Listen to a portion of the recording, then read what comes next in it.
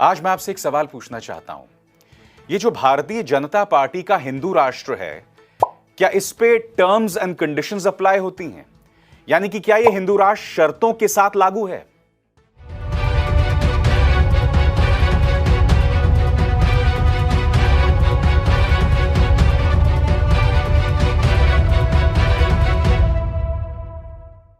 मैं आपसे एक सवाल पूछना चाहता हूं दोस्तों।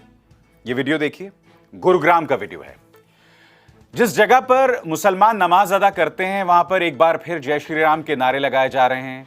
उस जगह पर गोबर के कंडे बिछा दिए गए। यह भी कहा गया कि हम वहां वॉलीबॉल खेलेंगे मगर नमाज अदा नहीं करने देंगे। एक बात मैं स्पष्ट कर दूं, मैं उन लोगों में से हूं जो इस बात में विश्वास करता हूं कि सार्वजनिक जगहों पर सड़कों को रोककर ना नमाज अदा की जानी चाहिए, ना दुर्गा पांडाल लगाए जाने चाहिए। यह मेरा निजी तौर पर विश्वास है। मगर मैं कुछ और कहना चाहता हूं। जिन लोगों ने इस तस्वीर पर तालियां बजाई और कहा कि यह हिंदू राष्ट्र है, अब यहां यह सब नहीं चलेगा, मैं उनसे सवाल पूछना चाहता हूं कि क्या यह हिंदू राष्ट्र शर्तों पर लागू होता है? आज मैं आपसे सवाल पूछना चाहता हूं, क्या इस हिंदू राष्ट्र में आप अपने हुक्मरानों से यह सवाल पूछते हैं? मैं आपसे पूछना चाहता हूं, अरुणाचल प्रदेश के अपर सुबनसिरी जिले में सारीचू नदी पर अब तक जहां पर चीन का एक मिलिट्री पोस्ट था, वहां पर 100 घरों का एक गांव बसा दिया है चीन ने। ऐसा अब तक नहीं हुआ, मगर 7 सालों में चीन ने इतनी हिम्मत दिखाई। क्या हिंदू राष्ट्र में विश्वास करने वाले इन मतवालों ने कभी अपनी सरकार से पूछा है कि ऐसा कैसे हो गया? हिंदू राष्ट्र में तो हमें यह भरोसा दिलाया गया था ना कि हमारी सरकार जो है वो सैनिक तौर पर बहुत ताकतवर है। बात वहां नहीं रुकती। 1990 से जो बात कश्मीर में नहीं हुई, वो अब जाकर हो रही है। सिख और हिंदू पलायन करने पर मजबूर हैं। मैं आपसे पूछना चाहता हूं, जो गरीब मजदूर पलायन कर रहे हैं, जिन्होंने 35 साल से ऐसा कोई कदम वहां नहीं उठाया, क्या कभी पूछा जाता है कि हिंदू राष्ट्र में यह सब कैसे हो रहा है? क्या हिंदू राष्ट्र में यह पूछने की इजाजत है कि पिछले 50 सालों में बेरोजगारी के तमाम रिकॉर्ड्स वो टूट गए हैं? बताइए, आप में से वो लोग होंगे जो हिंदू राष्ट्र में विश्वास करते हैं। क्या कभी आपने बीजेपी सरकार से यह सीधा सा सरल सा सवाल पूछा? त्रिपुरा में क्या हुआ था? विश्व हिंदू परिषद ने रैलियां निकाली थी। कथित तौर पर इस रैली में उन्होंने मुसलमानों को टारगेट किया था, उनके धार्मिक स्थलों को टारगेट किया था और कई पत्रकारों ने जाकर वहां से रिपोर्टिंग की। 2 लड़कियां जाती हैं वहां पे, समृद्धि शुक्ला और स्वर्णा झा, दोनों HW न्यूज की पत्रकार हैं। त्रिपुरा पुलिस ने उन्हें बंदी बना लिया है। 2 महिला पत्रकारों को बंदी बना लिया है सिर्फ इसलिए क्योंकि वो जमीनी स्थिति आप तक पहुंचा रही थी। आपको याद है हाथरस में क्या हुआ था? हाथरस में केरल का एक पत्रकार सिद्दीक कप्पन हाथरस गया था और पहुंचने से पहले ही उस पर आतंकवाद की धाराएं लगा दी गईं। मैं फिर पूछना चाहता हूं, क्या भारतीय जनता पार्टी के हिंदू राष्ट्र में जमीनी स्थिति पर रिपोर्टिंग करना एक गुनाह है? क्या इस हिंदू राष्ट्र में यह आसान सा सवाल पूछना एक बहुत बड़ा गुनाह है? अब एक और चीज पर गौर कीजिए। यह चेहरा आपको याद है कि नहीं? दिशा रवि। आपको याद होगा दोस्तों, बहुत हल्ला किया गया था कि दिशा रवि, ग्रेटा थनबर्ग एक टूल किट का हिस्सा है। यह टूल किट देश में तबाही मचाना चाहता है। और दिशा रवि के बारे में यह भी कहा था कि यह खालिस्तानियों से मिली हैं। नोबेल पुरस्कार के लिए ग्रेटा थनबर्ग जो नॉमिनेटेड थी, उनके बारे में भी कहा गया था कि वो खालिस्तानियों से मिली हुई हैं। अब आप जानते हैं, दिशा रवि के मामले में स्वाभाविक सी बात है, इन्हें कोई प्रमाण नहीं मिले क्योंकि मामला ही कुछ नहीं था। न सिर्फ उन्हें छोड़ना पड़ा, बल्कि अब वो मामला भी बंद किया जा रहा है। मगर आप जानते हैं उसे किस तरह से परेशान किया जा रहा है? दिशा रवि को बाहर एक कॉन्फ्रेंस में जाने के लिए पासपोर्ट की जरूरत पड़ती। भारत सरकार दिशा रवि को पासपोर्ट भी नहीं दे रहा है।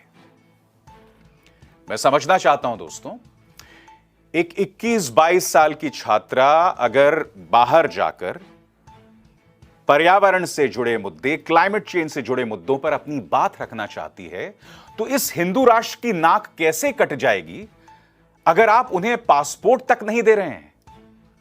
समझाइए मुझे कैसे। दूसरी तरफ आप इस हिंदू राष्ट्र का हवाला देकर एनफोर्समेंट डायरेक्टरेट, सीबीआई जैसी संस्थाओं का इस्तेमाल करते हैं मीडिया संस्थानों को टारगेट करने के लिए, नागरिकों को टारगेट करने के लिए, सामाजिक कार्यकर्ताओं को टारगेट करने के लिए। यह खबर आपको याद है कि नहीं? मोदी सरकार एक अध्यादेश ला रही है जिसमें सीबीआई और एनफोर्समेंट डायरेक्टरेट के जो मुखिया हैं उनके कार्यकाल को 5 साल का किया जाएगा। आप जैसे जानते हैं कि इस वक्त 2 साल का है। मैं ये समझना चाहता हूं कि अध्यादेश के रास्ते फिर इस कदम को क्यों उठाया जा रहा है, ताकि जिन लोगों को आपने ईडी या सीबीआई में बिठाया हुआ है वो लोग इसी तरह से मीडिया संस्थानों को परेशान करें, विपक्ष के लोगों को 2024 तक परेशान करें, उन पर अंकुश लगाएं, उन्हें ब्लैकमेल करें। क्या ये तमाम चीजें हिंदू राष्ट्र का हिस्सा हैं? इस हिंदू राष्ट्र में कुछ जवाबदेही है या नहीं है? या सिर्फ अपना शौर्य दिखाने के लिए, अपनी ताकत दिखाने के लिए मजलूमों, विद्यार्थियों, माइनॉरिटीज पर हमला करो, उन पर दमन करो, क्योंकि आप जानते हो उनकी तरफ से आपको कोई प्रतिक्रिया नहीं मिलने वाली है। वो सिर्फ लोकतांत्रिक तरीकों से अपनी बात रखेंगे और उसके अलावा कुछ नहीं। और अब मैं आपको एक और चीज बताता हूं, बहुत ही शर्मनाक बात है दोस्तों। इस हिंदू राष्ट्र के 3 सबसे ताकतवर और सबसे प्रमुख चेहरे कौन हैं? हमारे प्रधानमंत्री नरेंद्र मोदी, हमारे गृह मंत्री अमित शाह और उत्तर प्रदेश के मुख्यमंत्री योगी आदित्यनाथ। मैं आपको सुनवाना चाहता हूं दोस्तों, योगी आदित्यनाथ और अमित शाह ने क्या कहा। किसी और ने बात कही होती ना तो बवाल मच जाता। अमित शाह इस रैली में कह रहे हैं कि जब रावण मर रहे थे और मृत्यु शैया पर थे तो भगवान राम ने भरत को भेजा था उनसे सुशासन सीखने के लिए। सरासर हमारे रामायण का अपमान है ये। उन्होंने भरत को नहीं भेजा था, लक्ष्मण को भेजा था। सुनिए अमित शाह क्या कह रहे हैं।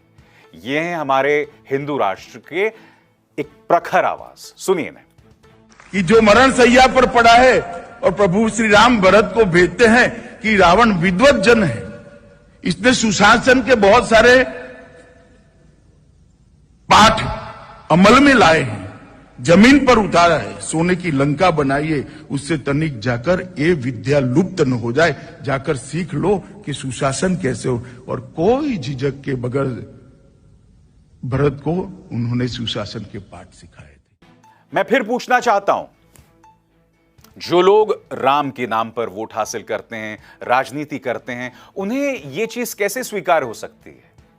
यानी कि आप अपनी सुविधा के मुताबिक वोट्स हासिल करने के लिए भ्रामक संदेश देंगे, गलत जानकारियां देंगे, यह कहां तक स्वीकार है? बताइए ना, क्या इस हिंदू राष्ट्र में इन तमाम चीजों की अनुमति है? और फिर एक राज्य के मुख्यमंत्री योगी आदित्यनाथ क्या कहते हैं? क्योंकि उन्हें मौर्य का वोट हासिल करना है तो कहते हैं कि चंद्रगुप्त मौर्य ने सिकंदर को जंग में हराया था। फिर भी सिकंदर को महान कहा जाता है, चंद्रगुप्त मौर्य को महान नहीं कहा जाता है। सरासर गलत। क्यों?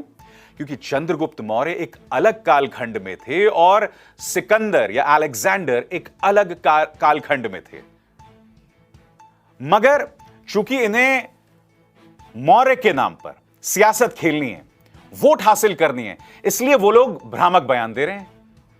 जबकि चंद्रगुप्त मौर्य ने इतिहास के पन्नों के मुताबिक सेल्यूकस को हराया था। सुनिए योगी आदित्यनाथ क्या कह रहे हैं, फिर आप बात समझ जाएंगे। यानी इतिहास कैसे विकृत किया जाता है। इतिहास ने अशोक को या फिर चंद्रगुप्त मौर्य को महान नहीं बहुत बताया।